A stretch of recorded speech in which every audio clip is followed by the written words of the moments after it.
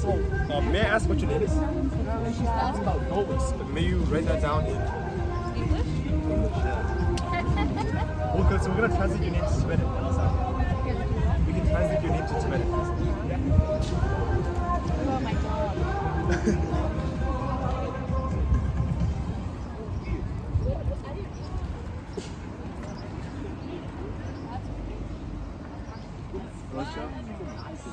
Alright, so you can so we can just sound that. So if we do a shout, right?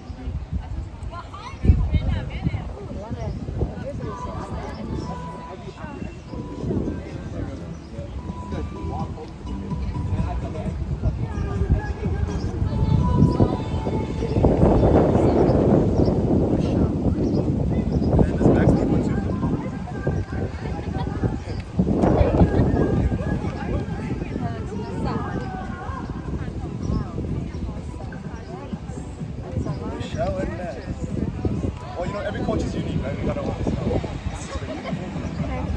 Okay, starting off. So, first we're gonna start off with a brief timeline on Tibetan history.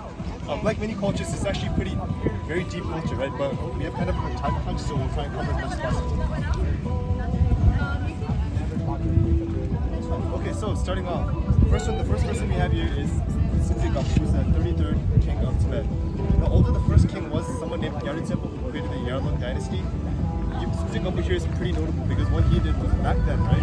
Tibet was formed with just many small little kingdoms and tribes. They weren't really one nation. But what he did was he united all of them to create one big nation that we know as Tibet.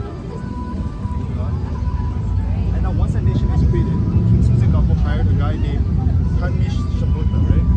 And what he did was he created Tibetan scripture. So what we have here is the oldest dated Tibetan scripture that we found so far in history. And this was Left to right or right to left? left to right. It's pretty hard to read. Oh, right to left. Yeah. No. Left to right. Yeah. Back then it's ancient scripture, yeah. So these manuscripts were dated back to around the 7th to 9th century. And they were found in a scripture cave with a bunch of scripts, not just Tibetan, right? And that was on the Silk Road. Back then Tibet owned the Silk Road at some point in time. And that's where they were stored. If they owned the Silk Road, wasn't it China who started the Silk Road? They did, but then back in those conflicts that went back and forth, right? Fights. And then at that time they had some control over a large portion of it. China and Tibet fighting. Not fighting, but for the Silk Road, right? Because somewhat dominated by different countries. Honestly, yeah, that's the one question. World peace is easy to say, but it's hard to come, right? Okay, now the person we here have is the 13th Tibetan Dalai Lama. Yeah. So this is the 13th. Yeah. The 13th. So what he did was, once Tibet itself as one nation was created, right? The 13th Dalai Lama created one flag for all of Tibet. Because back then when the kingdoms, one flag right here. Because back then different kingdoms and tribes had different flags, right? We just wanted to create a more unified country, so we had one flag. So that's the flag and the sun.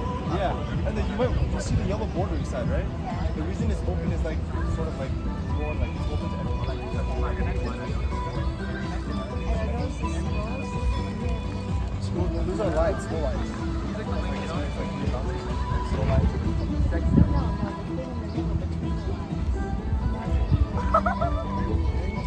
No, That's some Tibetan.